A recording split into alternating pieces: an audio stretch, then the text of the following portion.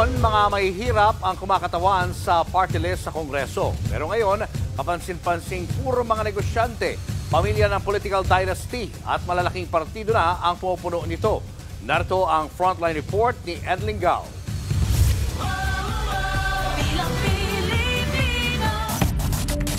Ang party list system pa sa Kongreso ay para lamang sa marginalized na sektor. Matapos mapatalsik si Marcos noong 1986, pinag-usapan ng Constitutional Convention na bigyan ng permanenteng boses ang marginalized groups sa Kongreso. Ang pangamba ni Father Joaquin Bernas, halos walang kalaban-laban sila pagkaharap ang mga tradisyonal na politiko. Ang kanyang panukala, bigyan ng reserbang 25 seats sa Kongreso ang tinatawag niyang disadvantaged sector. Pero sa huli, ito na lang ang napagkasunduan.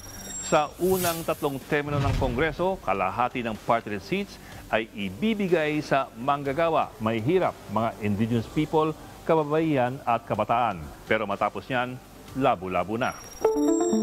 Taong 2002, kinatigan pa ng Korte Suprema ang ideya ni Father Bernas. Sabi noon ng Korte, ang party list ay galing dapat sa marginalized sectors. Ang intensyon raw ng konstitusyon, bigyan ng totoong kapangyarihan ang taong bayan.